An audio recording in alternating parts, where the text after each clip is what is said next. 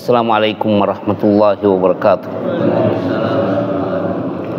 Innal hamdalillah nahmaduhu wa nasta'inuhu wa nastaghfiruh wa na'udzu billahi min shururi anfusina wa sayyiati a'malina. May yahdihillahu fala mudhillalah wa may yudlil fala hadiyalah.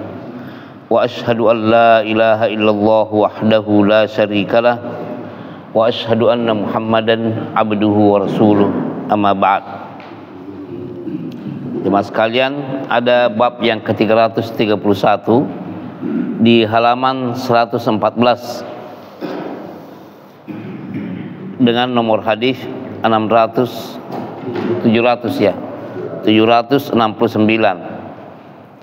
mengenai bagaimana menyikapi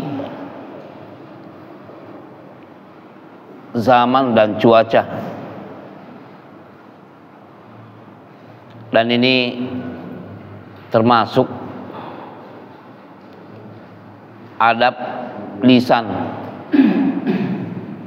Ungkapan harus dijaga agar kita tidak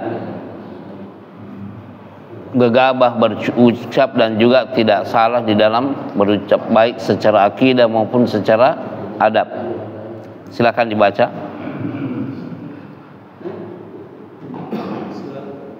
Bab 331. Larangan mencaci massa.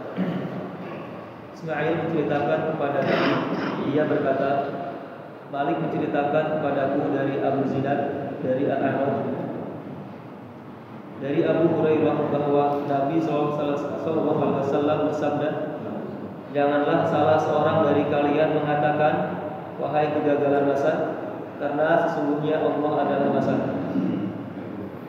Penjelasan pelan-pelan ya, pelan-pelan bacanya ya.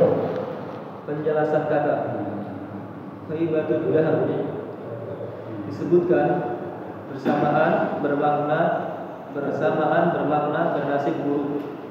Ad-Dawudi mengatakan ucapan tersebut merupakan doa kebinasaan yang diperuntukkan kepada Ad-Dahab atau massa.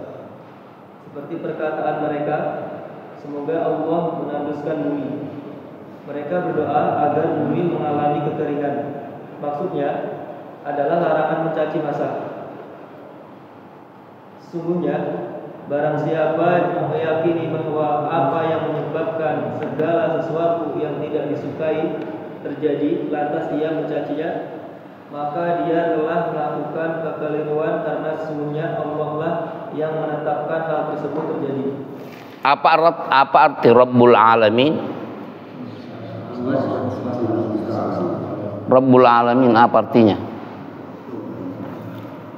Kalau mau diterjemahkan apa ini?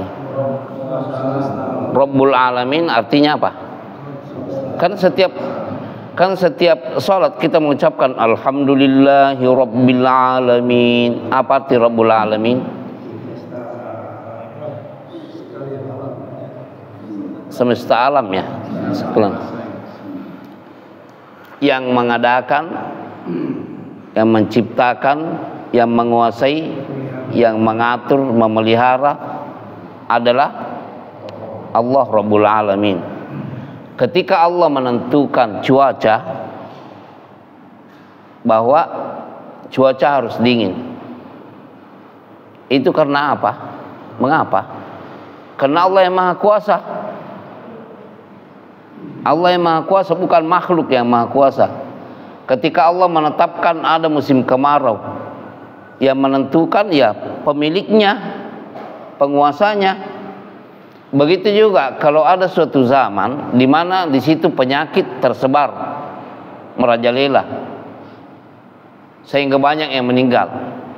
Yang menentukan zaman seperti itu siapa? Penguasanya, iya.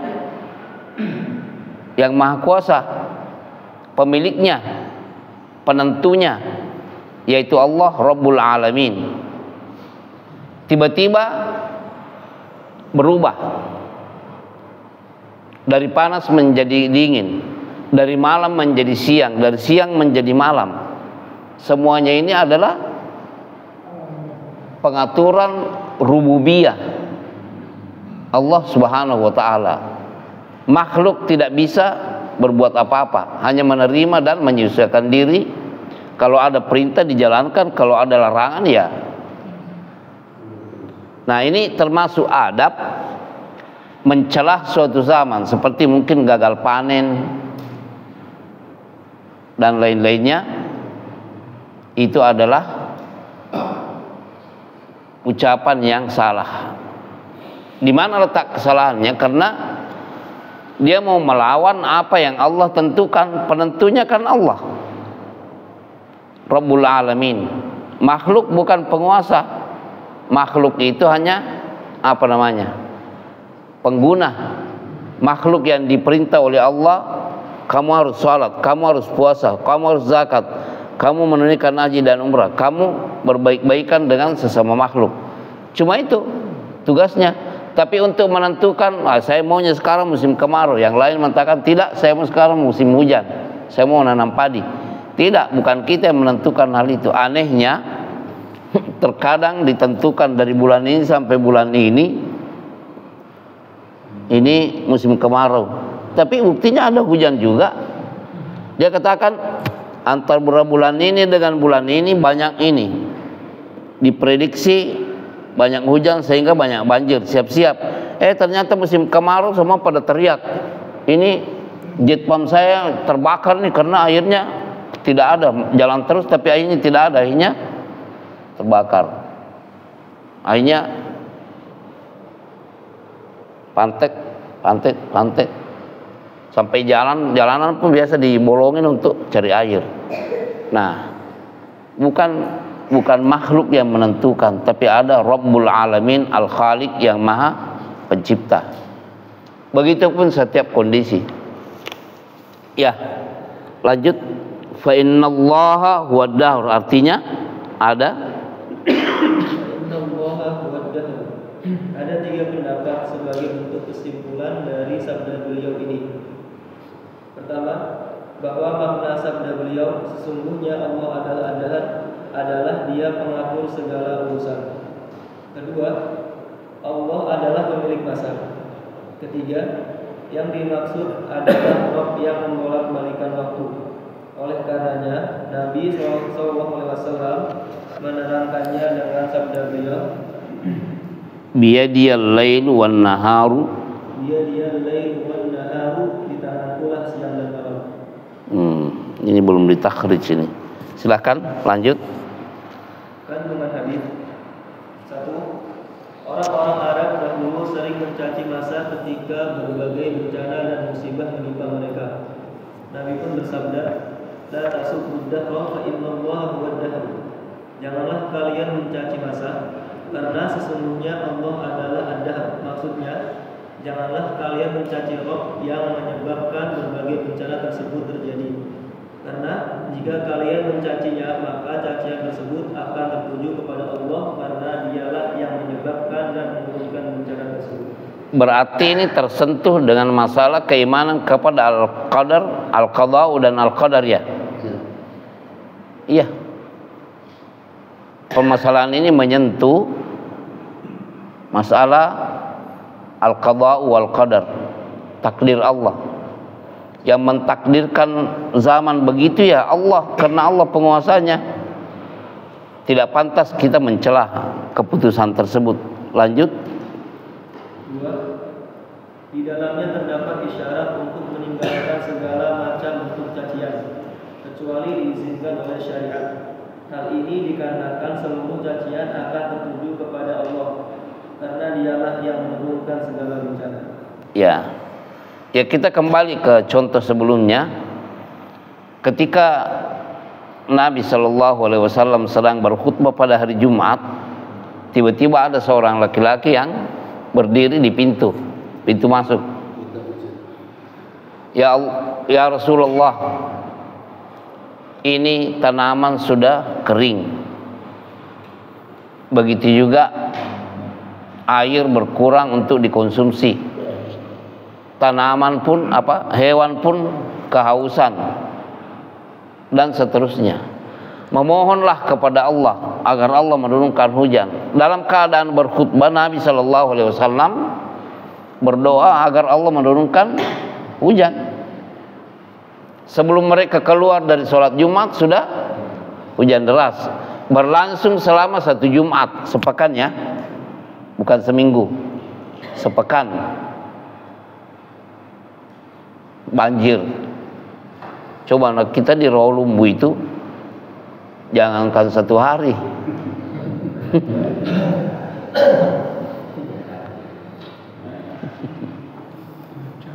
baru 2 jam sudah harus angkat-angkat ya. Nah ini sepekan. Sampai Jumat berikutnya Nabi SAW sedang berkhutbah, datang lagi laki-laki meminta agar beliau berdoa agar hujan dihentikan. Setelah itu ya alhamdulillah cerah. Ya ini menunjukkan Nabi SAW mencontohkan kepada umatnya agar kita yakini bahwa semuanya ini adalah pengaturan Allah. Kalau hujan turun kita ucapkan apa? Allahumma, ya karena Allah yang menurunkan, ya kita meminta agar yang diturunkan ini shayyiban nafi'an. Allahumma ya Allah shayyiban, maksudnya ija'al hadzal matar shayyiban, jadikan ini melimpah, nafi'an, tapi berbentuk manfaat, bukan berbentuk bencana. Ya. Kalau terkait dengan modifikasi cuaca yang seringkali kita dengar dilakukan untuk membuat suatu daerah hujan atau memindah, itu gimana Ustaz? Maksudnya Pak? Modifikasi cuaca. Modifikasi cuaca. Apakah seperti apa dengan tindakan yang dimaksud rain making itu ya? Iya. Hujan buatan. Hujan buatan. Ana pernah menelusuri permasalahan ini. Sebenarnya masalah itu belum terbukti Pak. Andaikan teknologi mampu melakukan hal itu, banyak orang yang senang. Tapi buktinya masih banyak juga yang mengeluh. Ada nggak bukti yang antum pernah lihat bahwa orang dengan yang dimaksud itu betul-betul hujan karena dalam kondisi musim kemarau bisa turun hujan dengan yang dimaksudkan tadi? Kalau istilah di sana itu kan ini raining making, buatan, hujan buatan. Tapi terbukti enggak? Para penulis dan ulama yang mengatakan hal ini katanya belum, tidak ada buktinya. Bagaimana awan bisa diatur-atur, kan kencang di atas itu.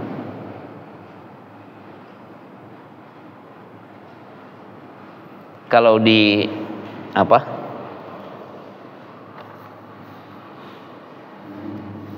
di Arafah itu, jadi dibikinkan tiang begini, baru begini, ini menjemurkan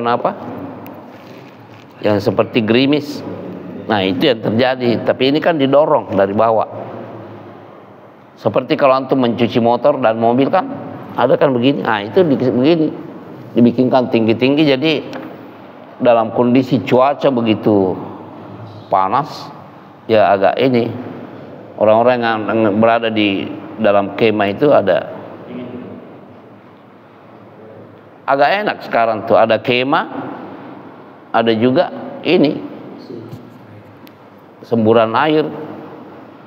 Dulu subhanallah, antum bayangkan panasnya dulu itu, seseorang membasahi handuknya lalu dia jadikan sebagai atap, tidak ada setengah jam sudah kering, saking panasnya. Sehingga ada dulu banyak yang membeli dari Indonesia itu yang biasanya dipakai menyemprot tanaman. Kalau dia menunaikan haji, dia bawa begitu, nanti mau diisi supaya bisa teman-temannya itu bisa dia ini semprot-semprot begini. Tidak ada buktinya Pak. Kalau ada begitu bagus, orang tidak teriak-teriak.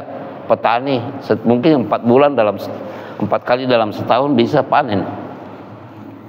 Itu bukan sekedar upaya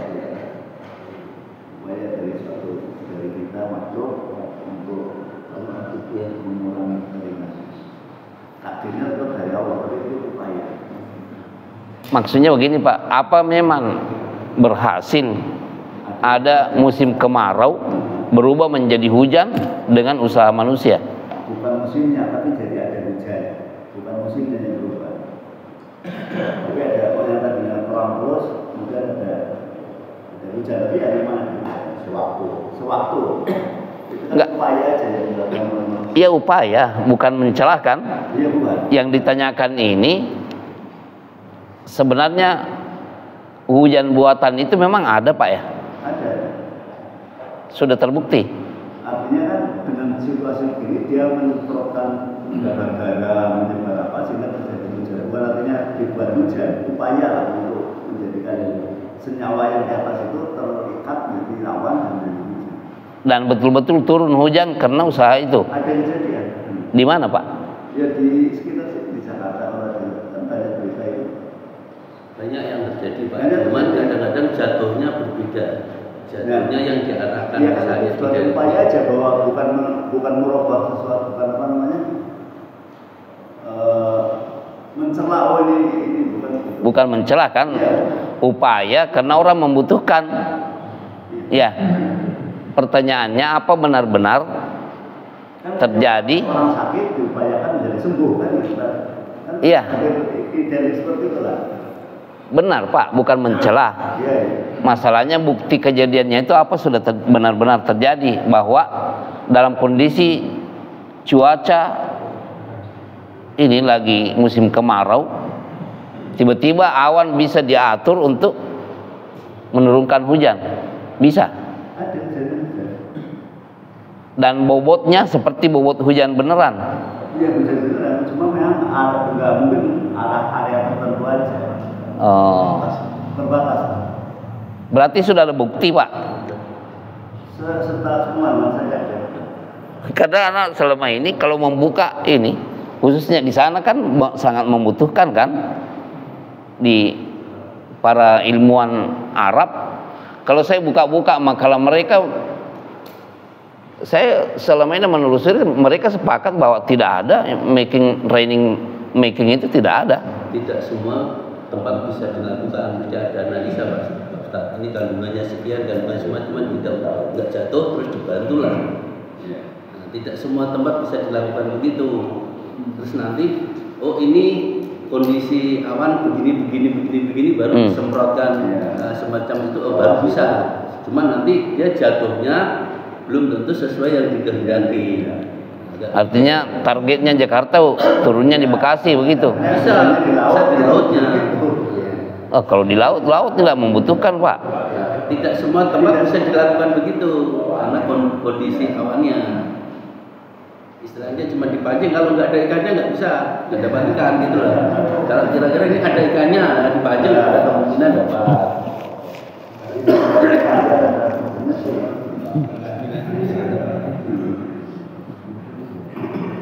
Artinya kesimpulannya tidak sebobot yang ada ya. Ya, memang ya. Ya sekitar itu aja, panas sudah sekian lama gitu kan. Tapi ya tidak memang, oh ini belum bisa, belum bisa. Karena begini Pak, ini pentingnya begini. Anak sendiri mengalami nih.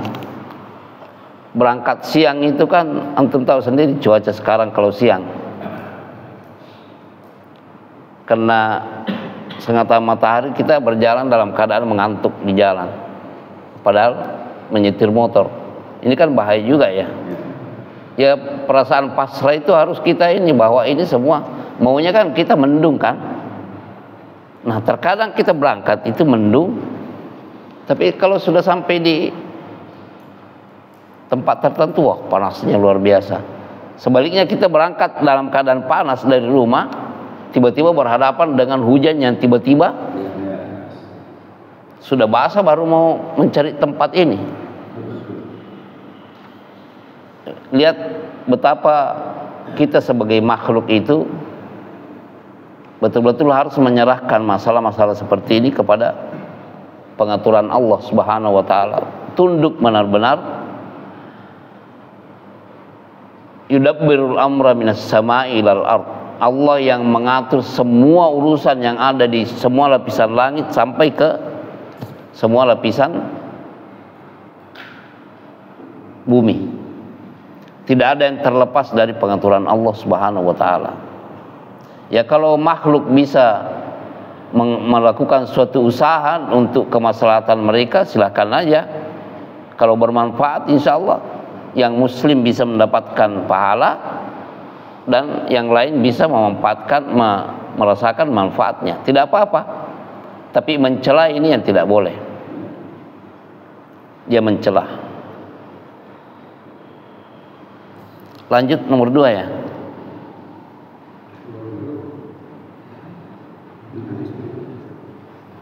Di dalamnya terdapat Di dalamnya terdapat isyarat untuk meninggalkan segala macam bentuk cacian, kecuali diizinkan oleh syariat. Hal ini dikarenakan seluruh cacian akan tertuju kepada Allah, karena Dialah yang menurunkan segala bencana. ya. Antum kita antara makhluk aja itu, kalau ada seorang penguasa di bumi ini yang membuat suatu keputusan sehingga rakyatnya merasa dikorbankan, ribut kan, itu saja dianggap tidak baik oleh sesama makhluk. Bagaimana kalau yang dicela adalah pengatur mudabbirul amr, yang betul-betul menentukan dan yang menciptakan segala-galanya. Ini adalah ya akidah yang buruk, keyakinan yang tidak baik. Lanjut, ini sama dengan hadis itu ya. Hadis sebelumnya sama. Coba antum baca lafaznya, langsung terjemahannya dari Abu Hurairah. Dari Abu Hurairah, Nabi SAW beliau bersabda, janganlah salah seorang dari kalian mengatakan, wahai kerugian masa. Allah berfirman, aku adalah masa. Aku mendatangkan siang dan malam. Jika aku menghendaki, aku tahan keduanya. Dan janganlah sesekali mengatakan kepada buah anggur al-karm, karena al-karm adalah seorang laki-laki muslim. Ya. Memberikan nama tertentu kepada suatu ini, sebuah benda, apakah itu buah atau benda lain, sesuatu. Al-karm fa innal karmar rajul muslim. Al-karm itu adalah seseorang yang muslim. Jadi al-ainab, anggur ya, jangan diberi nama. Al-karm itu kan sebenarnya ini kemuliaan. Ya kalau sudah anggur namanya, jangan dinamakan nama-nama lain lagi. Di sini terdapat apa? Adab di dalam berucap. Artinya di samping kita wajib berakidah di dalam hati kita, dalam pikiran kita, kita juga harus beradab melalui lisan kita. Ini tentunya masuk dalam adab-adab keseharian kita, karena antum hidup di lingkungan seperti ini, ya mungkin fenomena kemusyrikan itu agak bisa dijelaskan dan bisa dihindari. Tapi kalau di kampung-kampung itu benar-benar terkadang ada ucapan petani itu yang seakan-akan begini, seharian banjir, malam banjir juga, besoknya mereka ingin mengeringkan gabah. Tahu gabah ya? Kemarin ada sekelompok orang yang mengerjakan kelapa mereka untuk dibikin kopra, hanyut. Bukan hanyut terbawa, tapi basah semuanya. Padahal sudah dipisahkan dari tempurungnya. Ada ucapan mereka dalam bahasa kampung itu yang seakan-akan memanggil matahari agar cerah, panas. Nah, ucapan-ucapan seperti ini kan meminta kepada matahari, berarti apa ininya? Konsekuensinya apa? Kemusyrikan. Seharusnya apa yang didoakan? Kita berdoa seperti Apa yang Nabi SAW doakan meminta hujan bagaimana? Sampai kita sholat 2 rakaat kan? Ya. Ada sholat apa namanya Pak? Siska. Jadi ini adab dan akidah.